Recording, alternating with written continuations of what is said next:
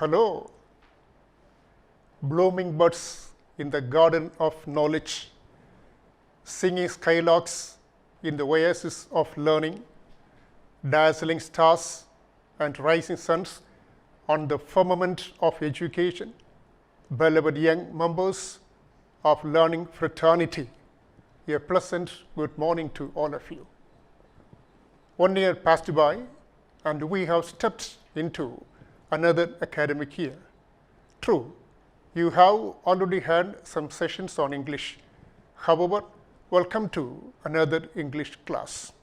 Well, hope you are sound, safe, secure, and doing well.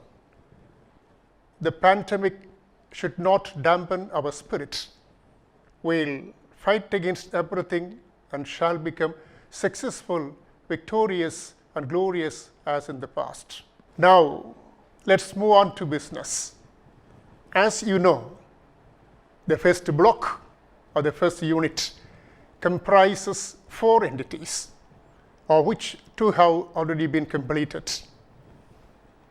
What about the first one? Come on, anyone say? Yes, it is a speech. What does it speak about? Well, that it speaks about empowered, emancipated women. Women as a leader, as an administrator, as a governor, as an epicenter of power. Good. Someone else can say, what about the second one? Right? It's a poem. Very good. What does it speak about? It immortalizes, it celebrates, it glorifies motherhood. Isn't that so? Mother, she is anything and everything in the house. Mother, from the floor to the roof, she is everything. You spit on the floor, you stamp on the floor, the mother suffers everything, tolerates everything. As a roof, under her patronage, under her guidance, under her covering, you are safe. The child is groomed up. Now, interestingly, all the 4 entities of the first block are related to, connected with, devoted to women. The third one is a short story that we are going to discuss today. Are you interested in short stories? കഥ കേൾക്കാൻ എല്ലാവർക്കും interest ഉണ്ടല്ലോ അല്ലേ? കഥ കേൾക്കാൻ താല്പര്യമില്ലാത്ത ആരും കാണയില്ല. We are going to study an interesting short story. It is entitled Matchbox. Before moving deeper into the story, let us have a brief biographical sketch of the author. Come on, please.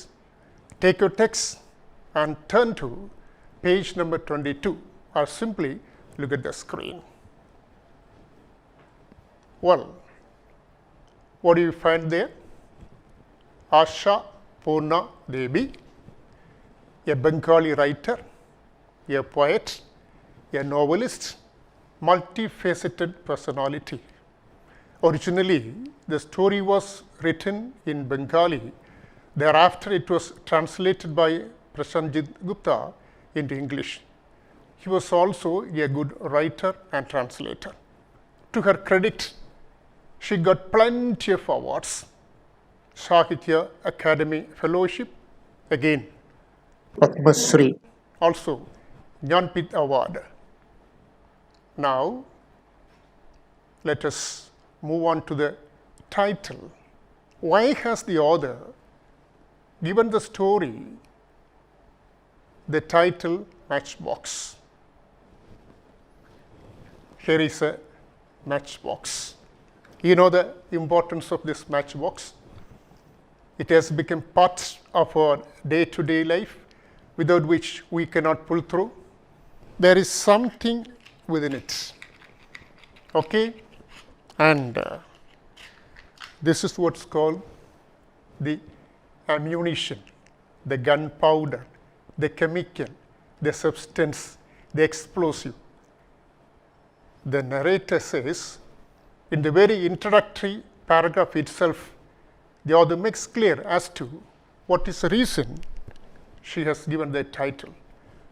Women are compared to matchbox because the way they behave, they are.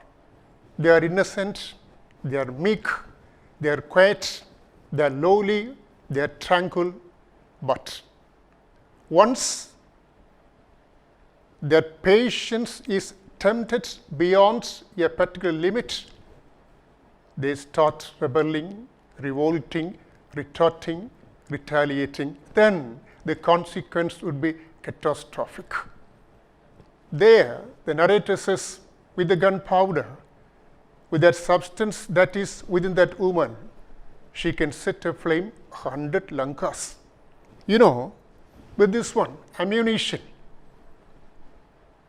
a forest can be set ablaze, vehicles can be burned to ashes, the whole world can be reduced to ashes. In our story as well, there is a central character, Namida, and she has got that gunpowder. What is that gunpowder? Her anger. There's a skirmish, a dispute, a quarrel between her and her husband, Ajit. He suspects her fidelity. There's a letter scene that comes there. That letter was addressed by her mother to Namida. Unfortunately, this Ajit did not hand over the letter. Rather, he went to the same, crumbled it, and put that in the pocket. Inadvertently, she had noticed that letter. She just verified the date of the same. It was confirmed a few days ago that it was sent. Unfortunately, he did not inform. Now, that letter scene moves on to dialogues, thickening the plot, leading to climax, then leading to anticlimax.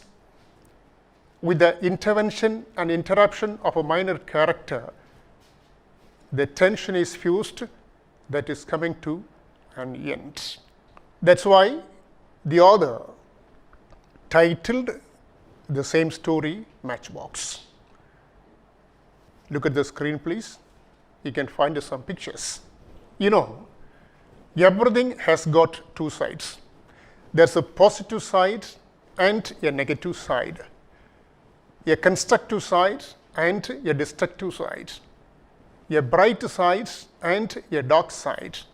So also, this story has got two parts. Importantly, the protagonist, Namida, has got two parts. The first one, she is very passive, calm and quiet, a silent sufferer of everything. As we come to the second part, the patience is tempted. That is beyond the level, crosses the limit, and now she applies the gunpowder. You know, what does she do? She takes that matchbox, strikes a stick, she attempts to apply to her body. Alas, Ajit is panic-stricken, he is dumbstruck, he jumps to the scene and he just douses that fire. Otherwise, the consequence could have been catastrophic in nature. You see, the first picture, it is a matchbox. What about the second one? You find the ammunition or the gunpowder. What about the next one?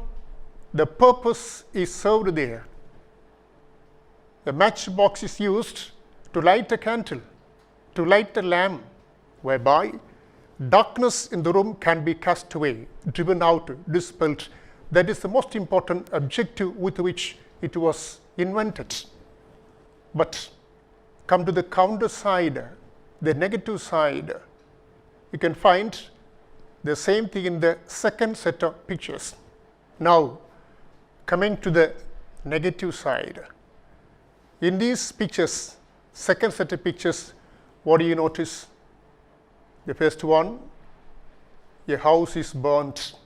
Again, second one is a forest is burnt. There are some people apply fuel on them and they want to self-immolate, burn themselves. That's a destructive side. അല്ലേ? നിങ്ങളിതൊക്കെ കണ്ടു കാണുമല്ലോ. ഒരു തീക്കുച്ചി മതി നമുക്ക് എത്രയോ bus കത്തിക്കാറുണ്ട്, കാട് കത്തിക്കാറുണ്ട്. ഈ സ്ട്രൈക്കൊക്കെ വരുന്ന സമയത്ത് ആൻറ്റി സോഷ്യൽ എലിമെൻറ്റ്സ് ഇതിനകത്ത് കയറി ഇങ്ങനെയൊക്കെ ചെയ്യാറുണ്ട്. That speaks about the destructive side. Further, this story speaks about adjustments. Life is full of adjustments without which there's no survival at all. For instance, a father, after laborious, strenuous hard work in the field for 8 hours, he comes back home. He is very tired. He stretches the limbs. He is wriggling with the pain. The daughter asks, "Acha, endu petti, sugamille?" The father says, no, nothing. I am a little bit tired, that's all. Again, the father tells a lie. In the case of some mothers, the food that is cooked, the mother serves to the children. Now the entire food is depleted. There's no more food for the mother. Now the child asks the mother, "Amma kazhikkunnille?" Mother tells a lie. I was hungry and therefore I had already had my food. Otherwise, she will tell, I have some belly problem, therefore I don't feel like eating. Also, there the mother tells a lie.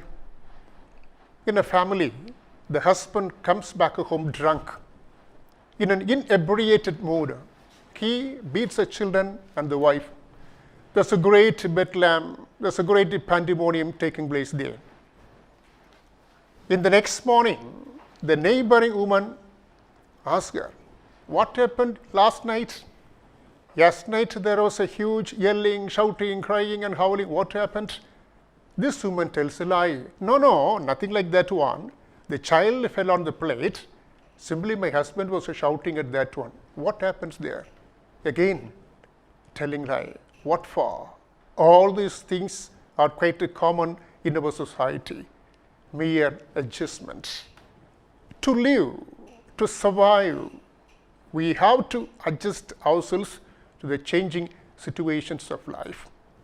Now when we come to the story, Namita develops a quarrel with Ajit because of the letter. I told you the letter thickens the plots leading to dialogues. Again, climax, anticlimax, and the end. A similar case takes place in Shakespeare's Othello as well. There, the handkerchief episode that is leading to dialogues, thickening the plots, moving to climax, again leading to anticlimax, and the fatal end. Without compromise, without negotiation, without reconciliation, without adjustment, there's no survival at all. Abdul Kalam, he wanted to be a pilot. He went to Dehradun. He attended the interview. Unfortunately, miserably, he failed. You are unfit. He was very much dispirited. He came back home. On his way back, he was thinking of committing suicide. The same Abdul Kalam, thereafter, he became the head of all the 3 armed forces, the Army, the Navy, and the Air Force. Same Abdul Kalam had given a different version to NO. He had given a novel expansion, NO, next opportunity.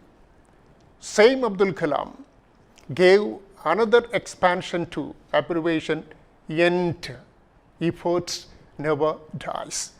Abdul Kalam also said, look at nature. Wordsworth rightly says, let nature be your teacher.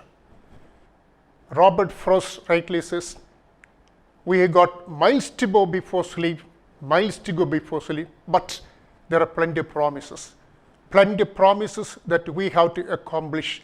Therefore, committing suicide is not the answer or the remedy to all the burning issues of life. William Shakespeare rightly says, nobody can run away from his own shadow. You make an attempt to run. നിങ്ങൾ എവിടെ വേണമെങ്കിലും ഓടിക്കോ, നിങ്ങളുടെ നിഴൽ നിങ്ങളുടെ chase ചെയ്തുകൊണ്ട് വരും, follow ചെയ്തുകൊണ്ട് വരും. Accordingly, wherever we go, all these sufferings, challenges are partners of our life, fellow travelers. Again, Faulkner rightly says, if you want to live, you must suffer, for suffering is an inescapable partner in the journey of life. What must we do?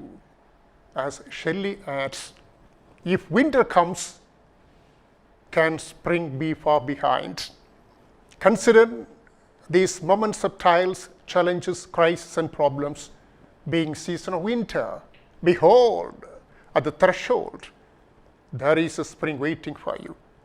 Coming to Namida, the second act, that is striking the majestic, applying on his sari to commit suicide, is quite unbecoming. That doesn't augur well. You know, to defeat your enemy, to outdo your enemy, to destroy your opponent, it is not to destroy him, not to kill him, not to kill yourself. What you have to do, fight against all the hardships, all the challenges, all the strange words, and prove that you are superior, you are smart, you can do miraculous, mesmerizing, wonderful things. There are plenty of such personalities. For instance, watch this video.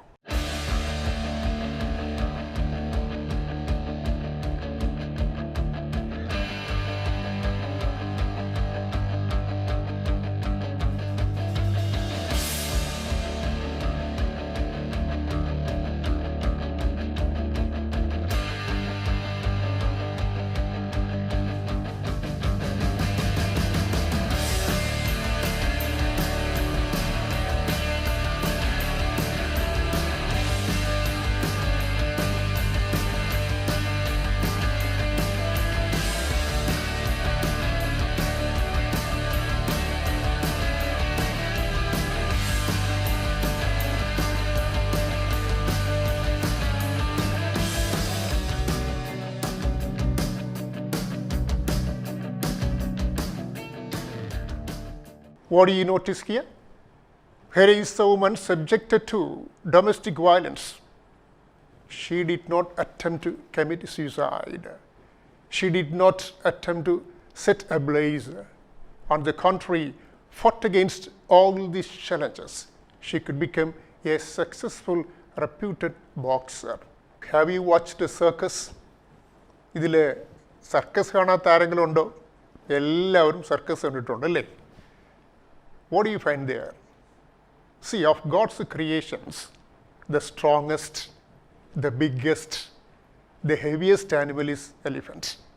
ദൈവത്തിൻ്റെ സൃഷ്ടികളിൽ ഏറ്റവും വലിയ animal എലിഫൻ്റാണ് അല്ലേ? സർക്കസിൽ കണ്ടിട്ടുണ്ടോ?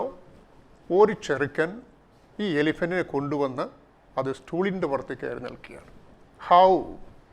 Again, defense personnel during training, police personnel during training, they train the dog. There's a dog, there is a ring of fire. It very safely passes through that ring being unharmed. Kandittundo? Yes. How? Also, there's a rope tied to two posts. A man is walking on the rope. He balances himself. Kandittundo? Yes. Yes. How? Adjustment, balancing, adapting, tuning. We have to tune ourselves to a changing scenario. suicide is not the remedy, answer to the problems of life. My time is over. I'm going to wind up the session. What's your age now? Yes? 17. Okay. What about you? Your age? 17. Right. Next. Your age? 18. Okay. You belong to the age group of 17 and 18. After some years, you are going to enter into matrimonial life. Just bear in mind, life is full of challenges. Plenty of challenges are waiting for you. That what you have to do, you have to make adjustments.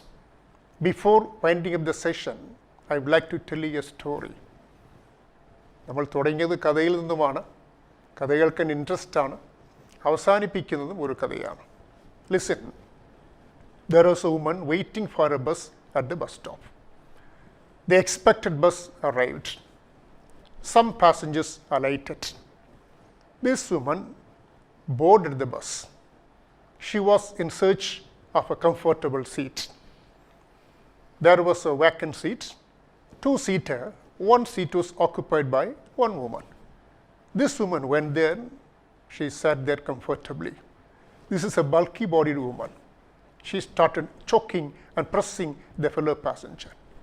The fellow passenger, a slim woman, she was not able to tolerate this one. She got up. She was standing there. The other fellow passengers got irritated at the demeanor, attitude, behavior of the new passenger. They said, why don't you blame her? That fool, a lady without common sense, without manners. She's choking you. She's a new visitor. And this lady replied very politely, no. The distance that I have to travel with her is very short. I have to step down at the next stop. In this short journey of life, why should we create problems and so on? So, beloved children, we all have undertaken a journey. In this journey, somewhere, we all should step down. Therefore, Matchbox teaches a story, make adjustments. Understand? Gunpowder of Namida is her anchor. As she is harassed, embarrassed, heckled beyond the limit, she seeks asylum. She wants to do something strange that is catastrophic in nature. Okay? Well, rest we shall discuss in the next session. Before winding up, let me give an assignment. You are interested? Not interested, but still take down your question. Question number 1. A debate is conducted in your school on marriage becomes a box to women. You have to prepare 4 arguments in favor and 4 arguments against. Number 2. Write an editorial to a reputed daily on domestic violence against women. You know, title is Matchbox. The narrator speaks about matchstick, gunpowder, and so on. The title has got another version as well. Match means marriage. To Namida, her marriage becomes a box, a trap. She loses her peace, loses her joy, loses her freedom and everything. Okay? Bye. Wish you all the best.